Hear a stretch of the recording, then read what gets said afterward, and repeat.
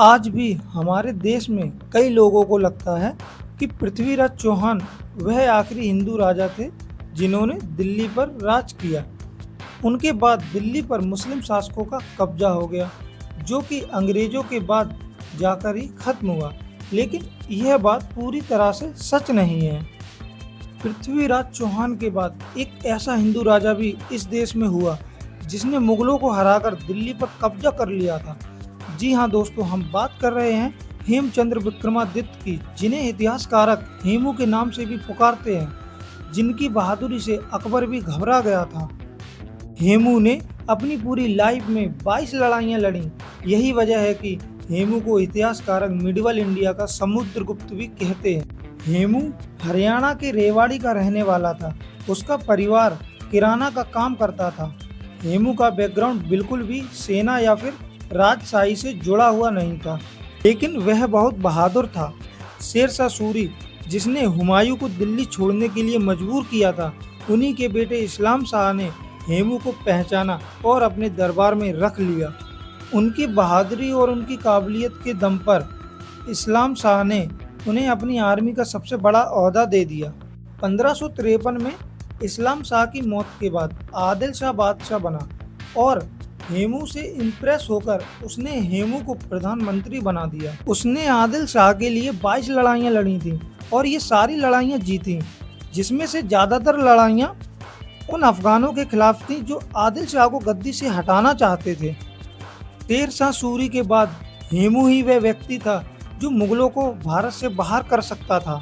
इसलिए जब आदिल शाह को खबर मिली कि हुमायूं वापस आ गया है और उसने दिल्ली पर कब्जा कर लिया है, तो उसने हेमू को मुगलों को भारत से बाहर निकालने की जिम्मेदारी सौंपी। हेमू 50,000 लोगों की सेना, 1,000 हाथी, 51 तोपों के साथ दिल्ली की ओर निकल गया। हेमू और मुगलों की भयंकर लड़ाई हुई, जिसमें मुगलों की हार हुई और दिल्ली पर कब्जा हो गया हेमू विक्रमादित्य का। मुगल सेनापति टर्डी खां अपनी जान बचाते हुए अकबर के पास पंजाब में पहुंचा।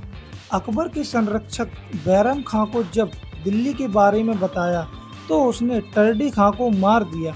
वजह साफ थी, जो जंग से भागेगा उसकी हालत टर्डी खां जैसी हो जाएगी। 5 नवंबर 1556 को हेमू और अकबर का आमना सामना हुआ और ये हिस्टोरिकल जंग लड़ी गई, जिसे इतिहास में पानीपत की दूसरी लड़ाई कहा जाता है। शुरुआती लड़ाई में हेमू को जीत मिल रही थी। उसकी सेना अकबर की सेना पर भारी पड़ रही थी, लेकिन तभी एक तीर ने इस जंग का रुख बदल दिया। यह वह तीर था जिसने दिल्ली पर हिंदू राजाओं की सत्ता स्थापित होने का आखिरी मौका खत्म कर दिया था।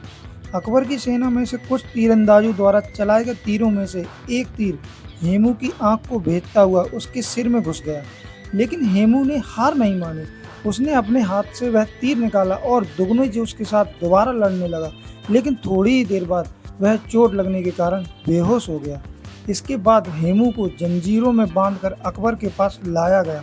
अकबर की उम्र महज 14 साल थी। वह हेमू को मारने में झिझक रहा था, लेकिन उसके संरक्षक बैरम खां ने कोई रहम ना दिखाते हुए हेमू का सर धड़ से अलग कर दिया। इस तरह एक हिंदू राजा, जिसने कम टाइम के लिए दिल्ली पर कब्जा कर लिया था और हिंदू राज की स्थापना की उम्मीद जगाई थी, वो हमेशा के लिए खत्म हो गई। फिर 1857 यानी 200 सालों तक दिल्ली पर मुगलों ने राज किया। तो दोस्तों, ये थी कहानी हेमचंद्र विक्रमादित्य उर्फ हेमू की। आपको ये कहानी कैसी लगी कमेंट करके जरूर बताएं। जब तक के लिए जय हिंद।